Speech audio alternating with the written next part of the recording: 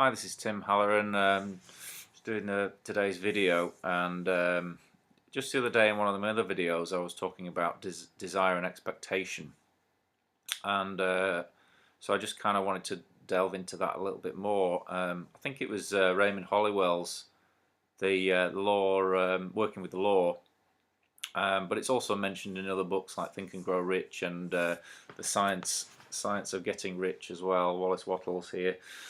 Um, and um,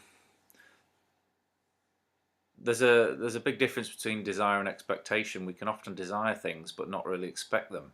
So we have a contradictory pull, or two conflicting pulls. So we might all desire to be wealthy and famous, but we might not necessarily really want that or expect it. And one of the best books I've read on this is Stuart Lichtman, How to Get Lots of Money for Anything Fast. And the reason I say that is because he calls it a cybernetic transposition technique, and it's basically aligning those two forces. You'll do this by writing down a goal. It might be a really lofty goal, but then by repeating it over and over, you might readjust it a number of times, so that when you've got your final written goal, it's got a sort of 10 out of 10 for desire, and also it doesn't contradict any of your self-beliefs or limiting beliefs, or it's not that there's no contradictory. You don't expect it not to happen. So if we desire something strongly but we don't expect it, we create a contradiction in our actions and thoughts and energies, and we cut it off somehow from well before we even start, really, because we don't really believe it. It'd be nice to have, the big house and the fancy car and everything, but perhaps we don't really believe it. We don't believe we're worth that, or we don't know how we were going to get it, so we perhaps don't believe we can get it. But by aligning the two, and getting very clear about what you want and what you expect,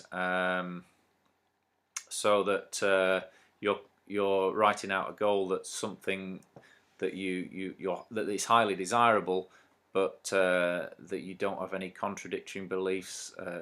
So, for example, if you wanted to get super fit and have an amazing physique, you might start off writing out your goals, saying, I really want this. This is number 10. I want a body of such and such person in 9 weeks. But the reality is, you might still want to go out and have a drink. You might want to eat whenever you like.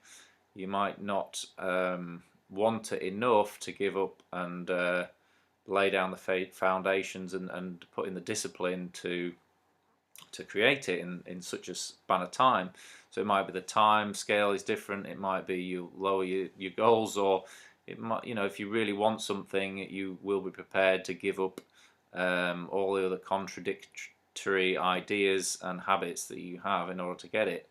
But often there's lots of other contradictory ideas that are holding you back from what you might think you might want.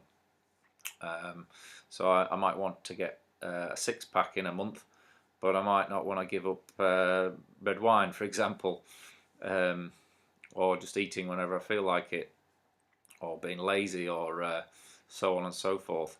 So I'm going to put a link under this video just to take you to my website. I've written an article on Stuart's book. I definitely recommend it. It's absolutely brilliant. If you've ever done any goal setting, or if you want to achieve anything at all, it's kind of a must-have, really. It's just probably the most. I mean, I've read a lot of books on goal setting. It's probably the most thorough of everything that I've read. So if you want to have a look at that, check out the link below this video.